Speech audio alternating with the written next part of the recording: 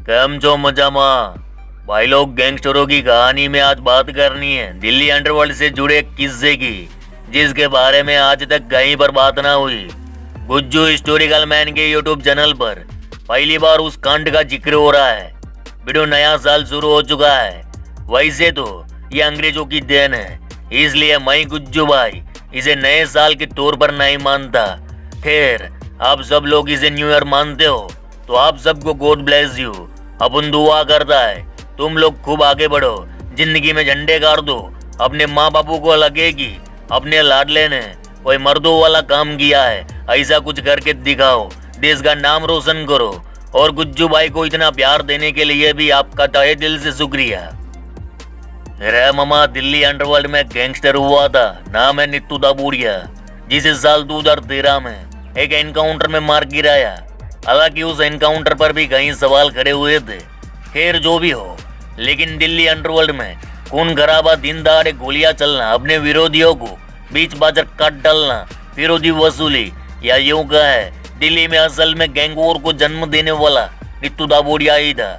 नीतू दाबूरिया पुराना गैंगस्टर है, इसलिए शायद उसके बारे में न्यूज या अखबारों में कम छपा है। वही उस दौर में मुंबई अंडरवर्ल्ड में खूनी जंग चल रही थी तो अक्खे हिंदुस्तान की नजर मुंबई पर थी। लेकिन उस वक्त दिल्ली में नीतू दाबूरिया काल भैरव बनकर कोहराम मचा रहा था। अगर दिल्ली पुलिस के दफ्तर जाओ तो पता चलेगा कि वह कितना खूंखार और सनकी गैंगस्टर था, जिसने पुलिस को भी ना बख्शा था।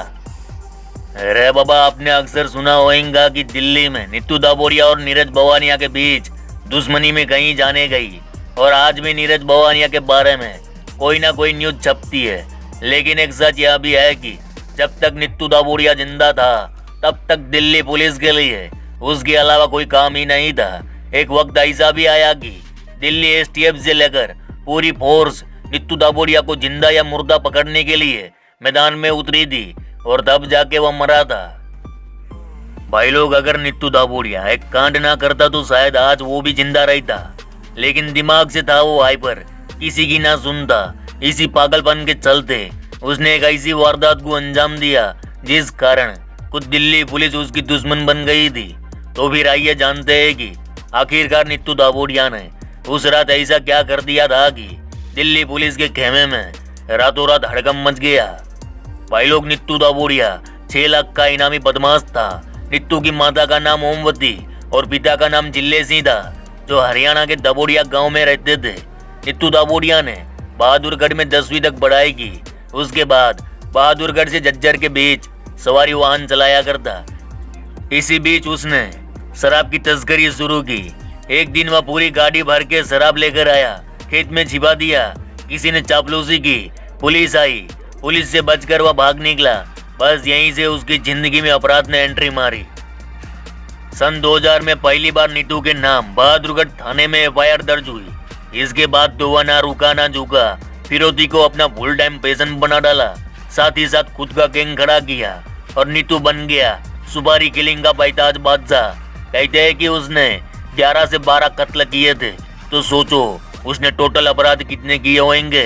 भाई लोग, उसकी गैंग में उस वक्त के दिल्ली और हरियाणा के सबसे जवान छोकरे थे जो मौत से भी ना डरते, जिसकी बदौलत दाबूरिया गैंग की हनक दिल्ली से लेकर हरियाणा तक गूंजती थी।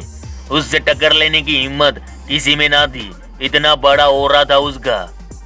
उसकी गैंग में संदीप चिटानिया, नीरज भवाना, नवीन बाली, सोनू पंडित, किशोरी, हलालपुरिया, राकेश, अशोक प्रधान, राजेश दुर्मत, पारस बकरा, भोला, सुंदर, बाबा इमरान, राजेश, अनूप, आलोक गुप्ता और भी भोगाली गैंगस्टर थे। भाई लोग, नीतू दाबूरिया के बारे में अपन ने बहुत सारे वीडियोस बनाए हैं, इसलिए आज वो कहानी रिपीट नहीं करना मांगता। हमें उस कांड तक जल्द से जल्द पहुंचना है। 2 अप्रैल 2012 संदीप चिटानिया और नीतू दाबूरिया की हरियाणा की साकेत जेल में पेशी थी।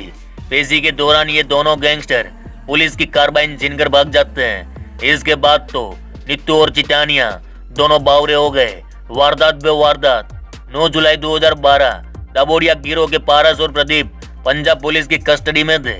दाबूरिया गैंग ने पुलिस फोर्स पर दावा बोल दिया और पारस और प्रदीप को छुड़ा लिया। इसके बाद करीब 4 महीनों तक दाबूरिया गैंग ने दिल्ली और हरियाणा में मानो कहर मचा दिया।